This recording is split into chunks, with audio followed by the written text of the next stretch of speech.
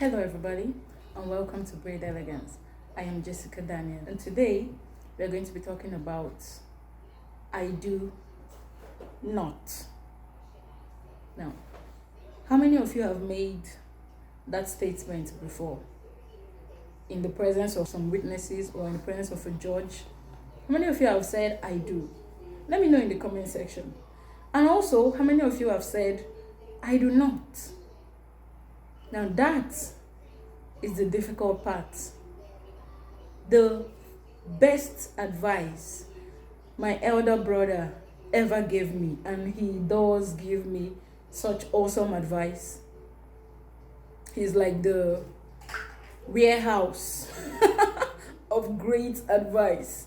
But what I consider the best advice ever was when he told me, when I was preparing for my marriage, that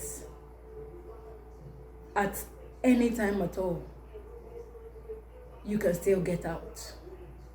He said at any time at all, even if it's in the presence of the pastor, before he says, by the power invested in me, and I'm pronouncing husband and wife. After that, any other thing after that is divorce. But before he says that, you can always say, I do not.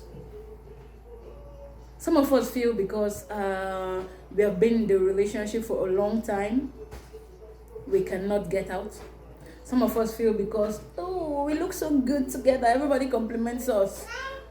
Then we have to follow through with the wedding, even though we are feeling miserable, we are not at peace.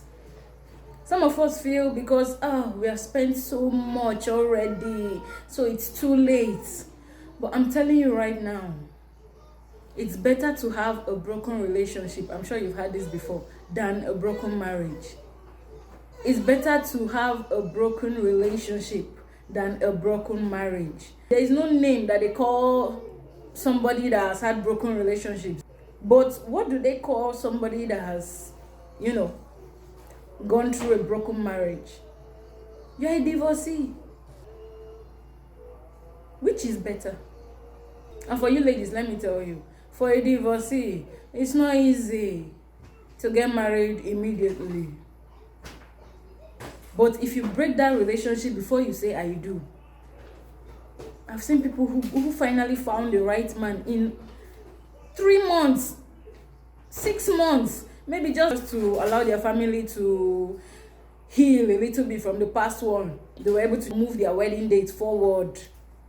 Or else, it's very easy to find somebody else, to find the right person.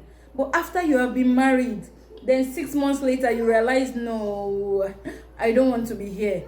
And then the status of a divorcee, it brings down your market, my sisters. You will eventually get married if you want to, but it lowers your market. Let me just say it that way. Don't reduce your chances. Better to regret that you have bought a lot of things, and maybe as a lady you have to return some things to the man's family.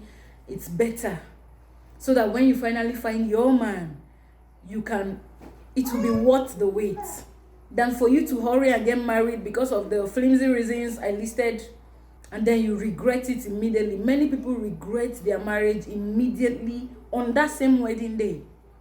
I've heard of a woman who, immediately she got married, she was already plotting how to kill the man. In 8 days flat, she killed the man.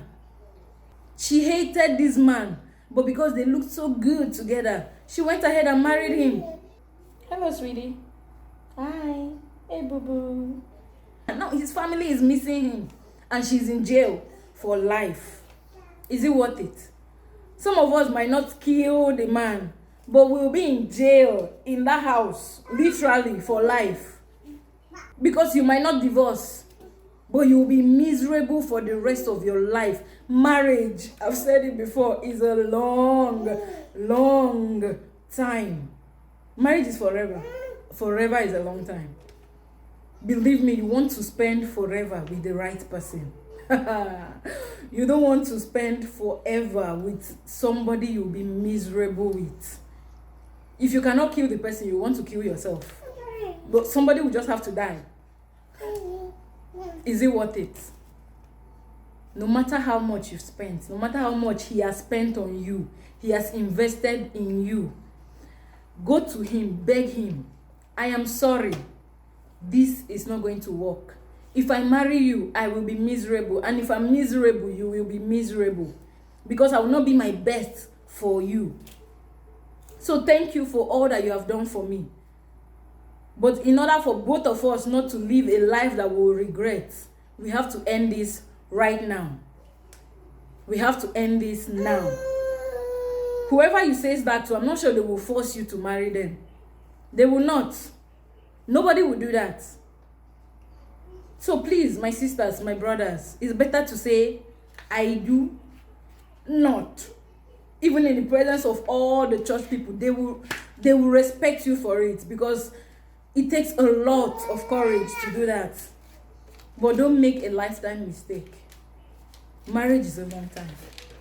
Make sure you are at peace, totally at peace.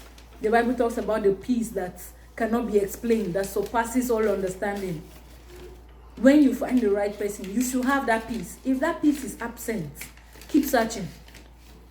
Keep searching. My baby girl is reading, so please pardon us. If you have not found that peace, if you are in a relationship right now and you have not found that peace, keep searching. You will find your man. You will find your woman. Somebody who will give you peace for the rest of your life. It's not worth it to go through with a wedding when you already have doubts. People who have done it will tell you it is not worth it. I hear of women who are wishing their men would just die.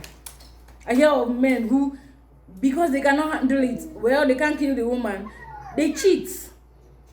Because whenever they are with her, they don't find peace. So they find peace. They go and look for peace elsewhere. Of course, they won't find it either. So please, don't do it. Don't do it. Don't live your life in misery. Don't commit a crime just because you marry somebody you don't have peace with.